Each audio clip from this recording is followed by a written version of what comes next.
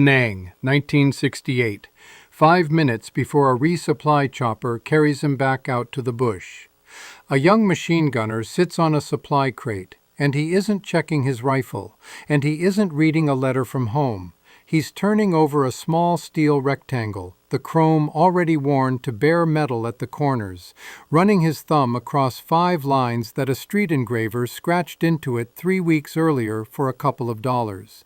His name, his unit, a countdown of days left on his tour, and underneath all of it, a line lifted from the 23rd Psalm, bent just enough that it sounds like it came out of the jungle instead of the Bible. If this man doesn't come home, this lighter is one of the things that tells the rear exactly whose gear is sitting on that table. This is the file on the Vietnam Zippo, the cheapest object a soldier owned, and somehow the most personal thing he carried.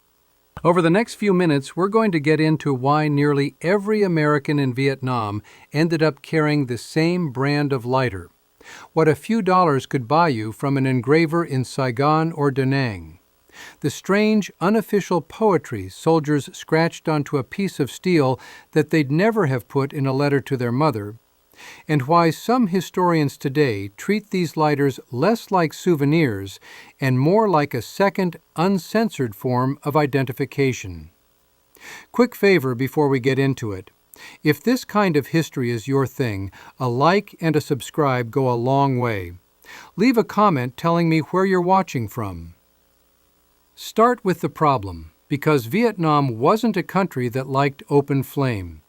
It was a monsoon country. 6 months of the year, the air itself is wet, your matches are wet, your pack is wet, and a paper match that's been riding in a rucksack through a river crossing is about as useful as no match at all. But a soldier needs fire constantly. He needs it to light a cigarette. And in an army where cigarettes came packed 4 to a C-ration meal, and smoking rates among young enlisted men ran higher than almost any other point in American history, that alone made fire a daily requirement, not an occasional one. He needs it to light a heat tab under his canteen cup of instant coffee, or a chunk of C4 if he didn't have a heat tab. He needs it some nights just to see his own hands in a bunker with no other light source allowed, because a match strikes and gutters in 10 seconds, and a flashlight is a beacon for anyone watching the tree line. Into that problem walked a lighter that had already solved it 20 years earlier in a different war. The Zippo had been patented back in the 1930s by a Pennsylvania machinist named George Blaisdell, and its whole reason for existing was a windproof chimney built into the case, a little hooded wall around the wick that let the flame keep burning in wind that would kill an open match instantly. It had already proven itself in the hands of American troops in World War II and Korea. By the time American ground units arrived in Vietnam in force in the mid-1960s, the Zippo wasn't issued gear. Nobody handed it to you at the armory, but it might as well have been. Base post exchanges sold them for next to nothing, sometimes under $2, tax-free. And they became one of those pieces of kit that every single man in a unit owned inside of a month, whether the Army told him to or not.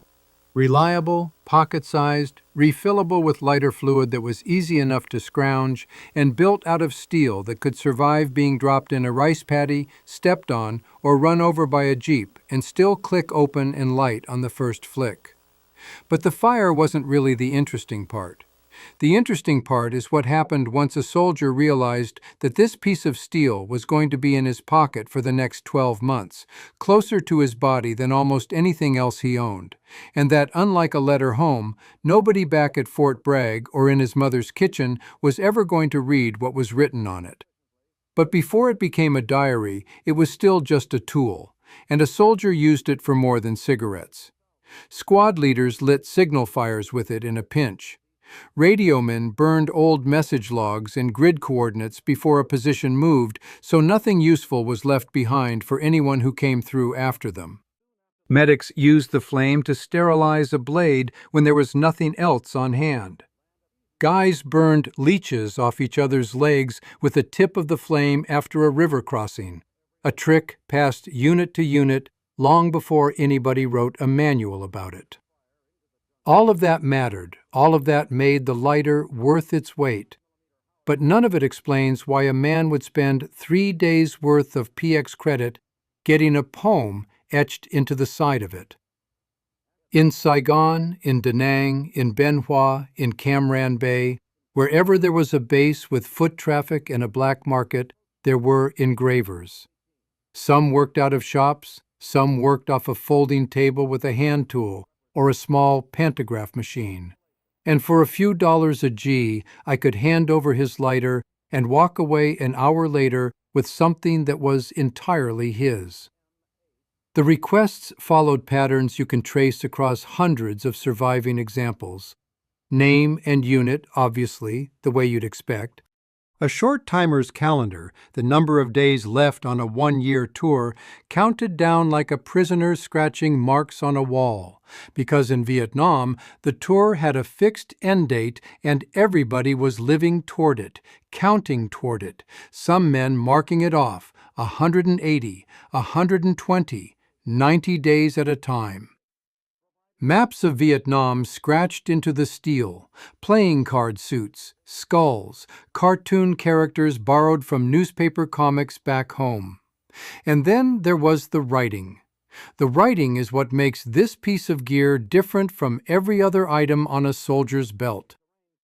Because a letter home gets filtered. A 19-year-old writing to his mother in Ohio is not going to describe what he actually saw last week.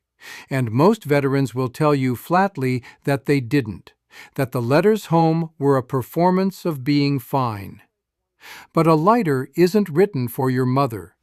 It's written for the guy next to you in the bunker. And so the humor on these things is darker, and the fear is closer to the surface, and the cynicism is unfiltered in a way that letters simply aren't. The most famous line, engraved on Zippos across multiple units and multiple years independently of each other, was a twisted version of Psalm 23. Though I walk through the valley of the shadow of death, I will fear no evil, for I am the meanest son of a bitch in the valley. Other lighters carried nothing but a body count. Others carried peace symbols right next to a unit crest. A contradiction that only makes sense if you understand how much soldier sentiment shifted between the optimism of 1965 and the exhaustion of 1970. Some carried nothing but a countdown and a single word underneath it: home. Some carried jokes so dark they only work if you already understand exactly how afraid the man writing them actually was. A researcher named Sherry Buchanan spent years tracking down these lighters from veterans, photographing them, and recording the stories behind the engravings, and published the results in a book that treats them as exactly what they are: an oral history that soldiers carved into steel instead of writing on paper, because paper had rules and steel didn't. A large collection of these lighters now lives at the Vietnam Center and Archive at Texas Tech University, donated by the veterans themselves or by their families after they passed, cataloged and preserved the same way the archive preserves official unit records and after-action reports. That's not a small thing. An institution that exists to preserve the documentary history of a war decided that a $2 cigarette lighter with a joke scratched on the side belonged in the same collection as combat reports and unit histories. Historians who've studied the collection describe the engravings as one of the only truly uncensored records of what soldiers were actually thinking in real time, because there was no officer reviewing what you put on your own lighter, the way there sometimes was pressure, spoken or unspoken, around what you put in a letter that would go through the mail and land on a kitchen table back home. And that uncensored quality is exactly why the lighter ended up doing something nobody designed it to do. Soldiers carried their Zippo close, in a chest pocket, or tucked into a helmet band, or dropped into a boot top. In the same general area they kept their dog tags. It was engraved with their name and their unit, sometimes their hometown, sometimes even their blood type if they'd had it added alongside everything else. When personal effects were gathered up after a man was killed or wounded and evacuated, that lighter was one of the items that got sorted, identified, and eventually returned home in his personal effects box, alongside the letters and the photographs and the tags themselves.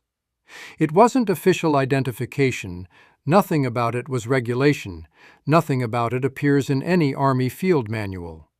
But in practice, on the ground, in a supply tent sorting through a dead man's gear at 2 in the morning, an engraved Zippo with a name and a unit stamped into the steel did exactly what a second dog tag would do. It told you whose this was, fast, without having to unfold a wallet or search for a name tape that might already be soaked through or torn. Picture it for a second from the inside. You're 19 years old, and it's the 3rd week of the monsoon, and everything you own has been wet for 4 days straight. Your matches turned to pulp in your pocket 2 nights ago, and you gave up trying to dry them. You're sitting under a poncho hooch with 2 other guys, sharing a cigarette because the pack got soaked and only 3 are still smokable, passing it hand to hand in the dark, and when it's your turn, you pull the Zippo out of your breast pocket. Flick it open with one hand out of pure habit, thumb the wheel, and it catches on the first strike, even though the air around you is nothing but water and mud and the smell of wet canvas. Somebody asks to see it, turns it over in the little bit of light, reads the line you had scratched into it back at China Beach on your last stand down, and doesn't say anything, just nods, and hands it back. Because he's got one too, and his says something just as dark, and neither one of you needs to explain the joke to the other. That's the whole relationship between 2 men who might not make it to their Deros date, said in 5 words engraved on a lighter instead of out loud. That's the whole story of why this small, cheap object mattered as much as it did. It became an unwritten rule almost immediately, something nobody ordered and everybody did anyway, that you got your Zippo engraved, and you got it engraved with something true instead of something you'd show your family. It's why, decades later, these lighters show up in museum cases and university archives instead of pawn shop bins. Why collectors seek them out specifically for the engravings and not for the metal or the brand name. And why so many Vietnam veterans, when asked what single object they kept from the war, will still reach without hesitating for a dented steel lighter that hasn't held lighter fluid in 50 years and doesn't need to. It was never really about the flame. The flame was just the excuse to carry something that could say, in 5 or 6 scratched lines, everything a letter home was never allowed to. If this file got you thinking, do me a favor and like it, share it with somebody who'd get something out of it, and drop a comment down below. If you carried one of these lighters yourself, or your father did, or you've got one sitting in a drawer somewhere right now with an engraving on it that still means something, I want to hear what it says. And as always, let me know where in the world you're watching this from. To the men who carried more truth in their shirt pocket than they ever put in a letter home, this one was for you.